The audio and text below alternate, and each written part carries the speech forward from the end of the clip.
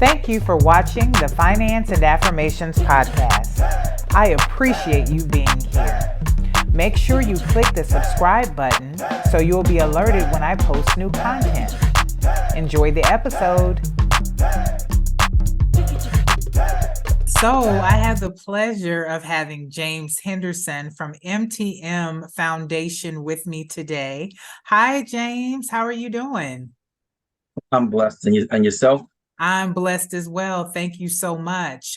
For those in my audience who have been with me from the beginning, you may remember hearing from James in episode 8. Go back and listen to that episode. It was August of 2021, where James told us all about his company and who he is. And so today we're going to get an update from James to get a better idea of what's been going on since we talked the last time, and an event that he has coming up in a few weeks. So, James, tell us about MTM Foundations. Tell us again what that is and how you started it. All right. MTM Foundation is a 501c3 organization we started in November 2015 with the focus on college readiness, making sure that high school students and some middle school students were better prepared for college. We have programs such as our SAT and ACT preparation courses. We have boot camp where we bring local teachers to an event and have about 10, 15 different scholarships where students can apply, teachers can review, teachers can help them with their essays, with their application process. And we also have our college essay and resume writing workshops. Just doing whatever we can to get them better prepared for college. One of our bigger events is our HBCU and Ivy League college tours, where we take students on a week-long or 5-day long overnight college tour to about 10 to 13 different colleges. From that, in 2018, from during our college tours, kind of sprung our financial literacy program. Because while we were on the buses, kids were always asking me about business and about, how to make money. So I would always explain to them all my failed businesses. So I always figure that most people learn from, people's failures versus their successes. So from having those discussions about the different failed business ventures I've had, sprung a business pitch competition between the students. So from that, I said, after about a year or two doing it, I was like, you know what?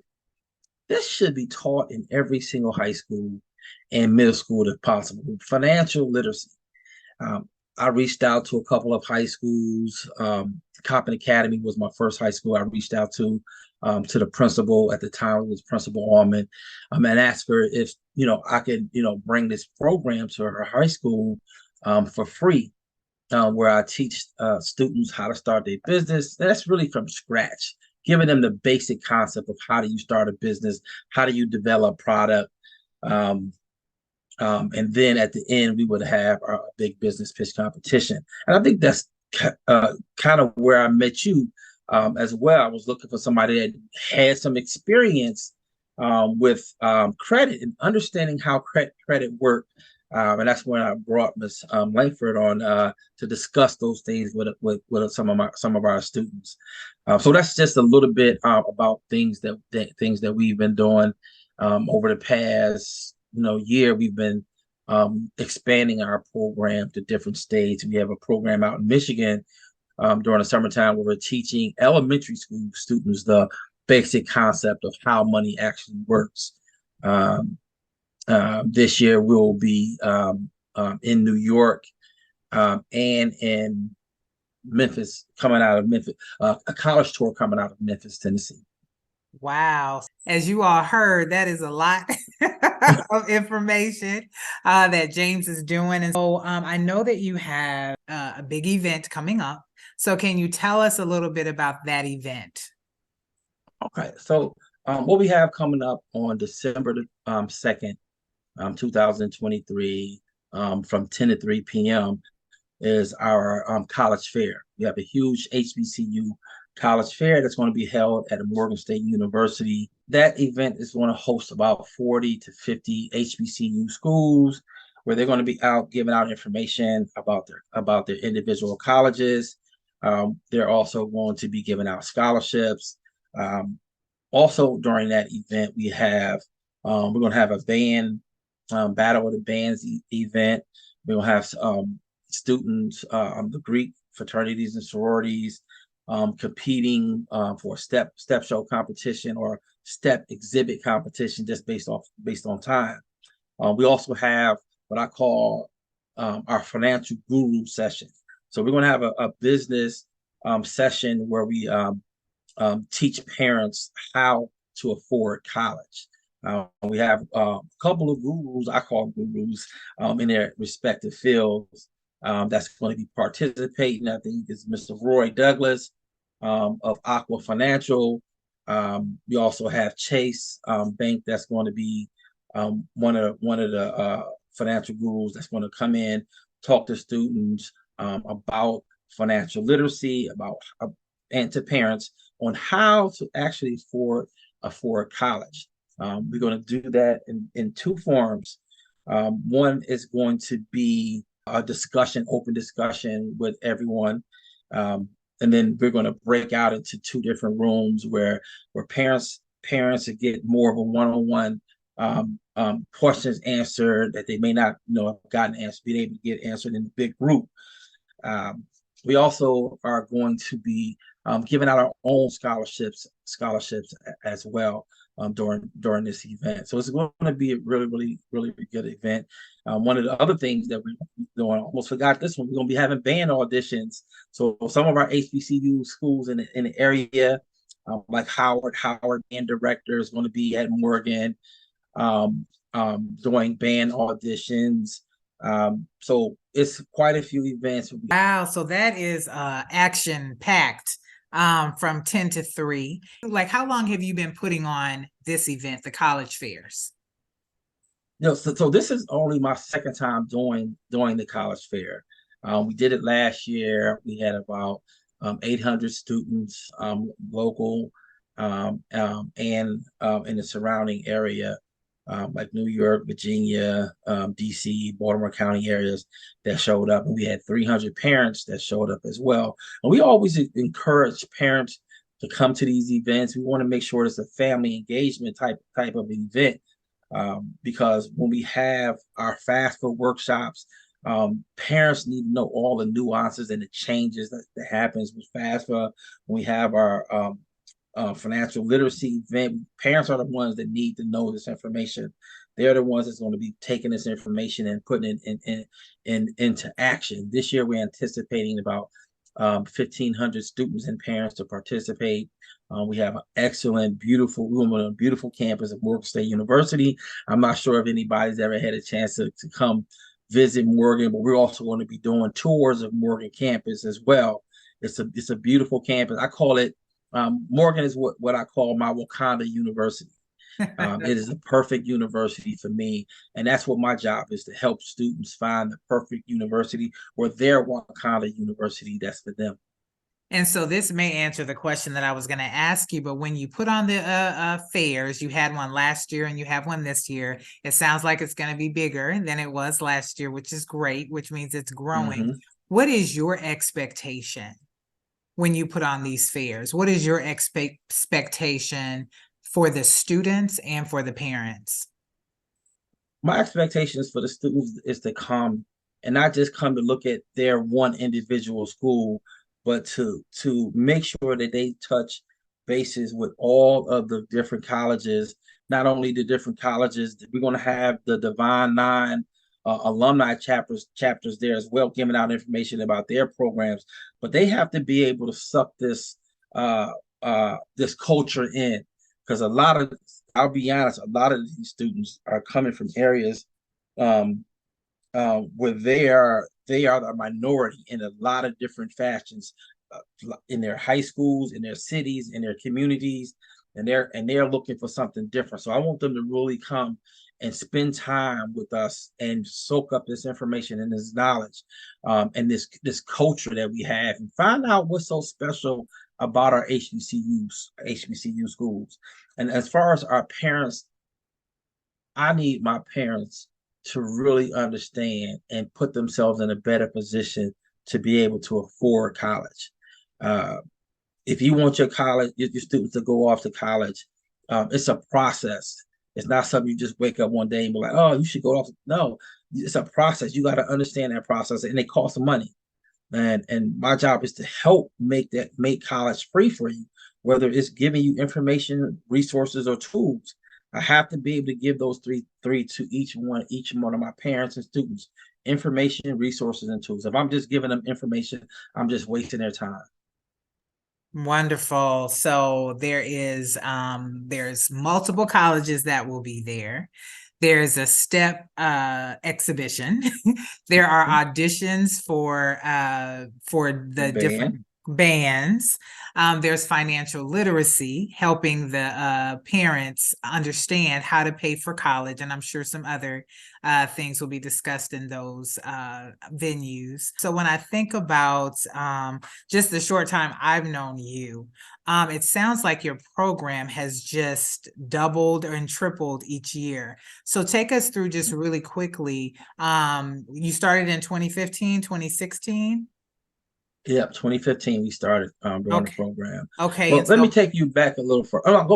Ask your question, then I think I know where you want me to go with it. yeah, just kind of telling us, when you first started, how many students did you service? And then how has that grown Okay. to date? So when we started with our HBCU and Ivy League college. So our Ivy League tour, we had no, one, two, actually we only had three students participate in our Ivy League tour, and we had 17 students participate in our HBCU tour. I think I mentioned this earlier. Now in 2023, that has grown to 93 students um, participated in our HBCU tour. During the spring break, we had about 30 students participate in our Ivy League tour.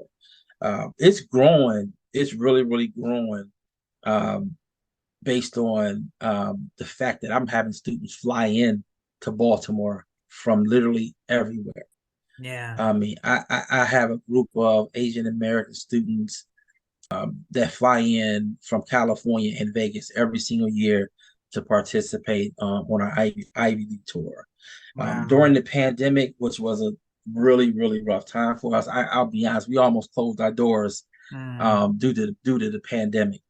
But we persevered, got through that, and we just really, that's when our virtual platform started to really expand. I realized, hey, I can reach more people going virtual, as far as getting them information and doing virtual tours versus in person. Although the in person is more effective than virtual, but our reach was so much further. I've had students from Italy, Canada, Oh, participate on our college tours, and it was just an amazing experience.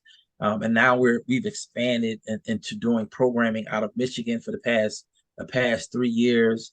We've been doing programs out of New York, with an organization, partnering with an organization called Gear Up New York, out of Nassau County. We've provided virtual tours, in-person tours. Um, we've got a lot of different local organizations around the Baltimore area where I'm leading their HBCU college tours as well. So we're really, really expanding pretty fast. that is exceptional. And so then where I want to kind of begin to close is I want you to tell me about your students. You've had the opportunity now to have students go completely through your program and even graduate from college. So tell me a little bit about them and the challenges, the triumphs, the Mhm. graduates, and what some of them are doing now. All right, let me talk about two. I had a student that went through my program when he was 17. Um, he was a basketball player. His name was Rodney Gross. I've been able to watch him grow from this little kid to a grown man, and not just watch um, the progress, but to actually be there while he's experiencing it. So he was in my program when he was 17. Um, and although he wanted to go to Morehouse after he visited, he didn't have the money, or he wasn't accepted at the time. His focus was I'm going to Dell State. Dell State is offering money, and he could play basketball. So his mind was set on Dell State until he went to Morehouse. Mm. Until he went to Morehouse and he saw what Morehouse had to offer. And then the coach that saw him play basketball, I think he started running track his last year. So the track coach started to take notice of him. Track coach came to one of his events, saw some of his times, and they offered him a scholarship. And the next thing you know, he had to turn down Dell State. He ended up at Morehouse. But I watched this young man go to Morehouse and be a leader. The same leadership skills that we were talking to him about, the same business or elevated pitch we had been working with him on during the whole trip.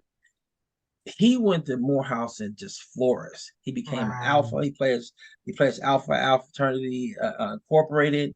Um, when he plays Alpha and he got ready to cross, I flew down to Atlanta to watch him cross. When he graduated this past May. I flew back to Atlanta to watch him graduate.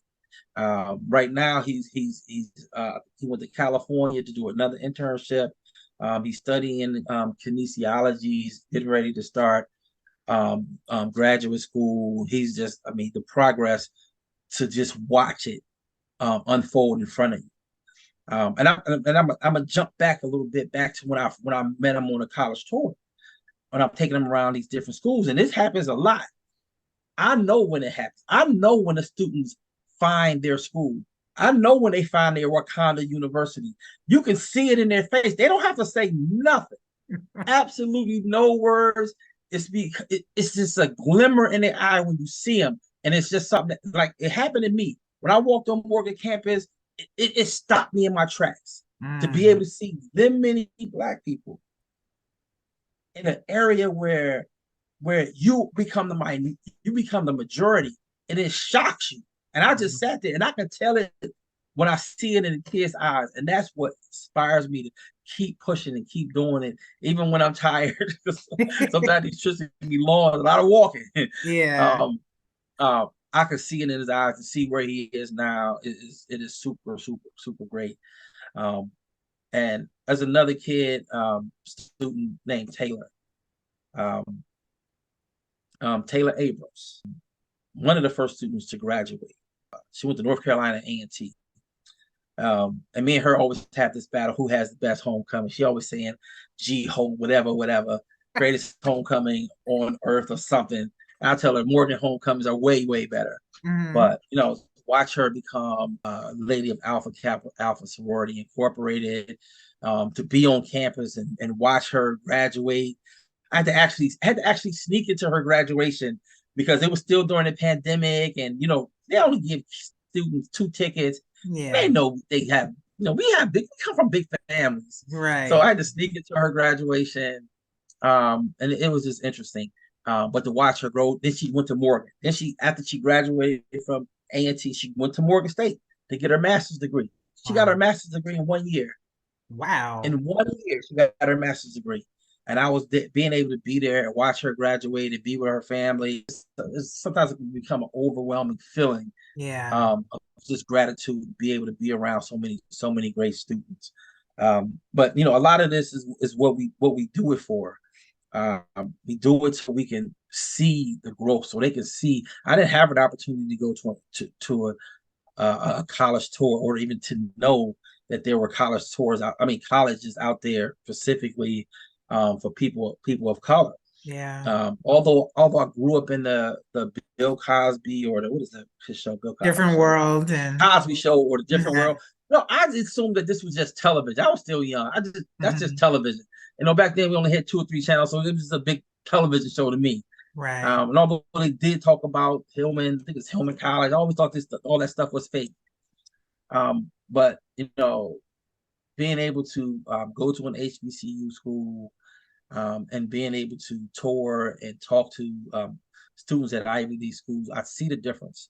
And most people are not going to understand it, but HBCU schools are like a family, like a Yeah. second family to you. That's the biggest difference between HBCU and Ivy League, is that HBCU schools are cultured around the family atmosphere, the family learning atmosphere, where the Ivy League schools or the PWI, they just have more resources than HBCUs. And to me, that is the biggest significant differences between the two. Well, it sounds like as much as you pour in and how passionate you are, this is one of the definite rewards for you, is to see the Mm-hmm. students and their transformation and where they go.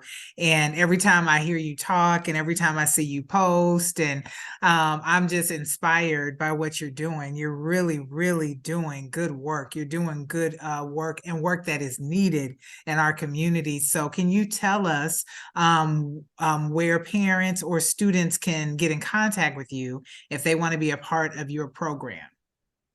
All right. Most people give out their website, and I'll give that out as well. Me, I'm a direct person. I don't like talking to computers. I don't like just looking at forms. No, no. If you want to reach me, you call me 443-768-6939. If you want to learn a little bit more about my program before actually having a conversation, you can always go to our website. It's mtmcollegetours.org.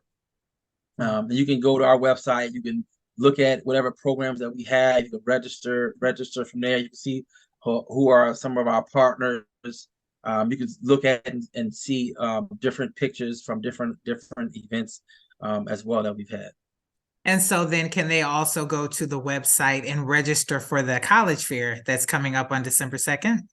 Yes, you can also go to the website and register for the HBCU College Fair. It's called our Go to High School, Go to College Fair program. And you can also follow us on Instagram at MTM College Tours. Wonderful. Well, James, I want to thank you again. I will make sure that I have all of that information in the show notes for our listeners, but I just want to say, continue doing great work. And I am actually going to be down there. I want to experience it for myself. So I look forward to seeing you on December the 2nd. Okay. Look forward to seeing you as well. All right. Thank you. I hope you enjoyed watching the Finance and Affirmations podcast. If you haven't already done so, click the subscribe button. Until next time, blessings.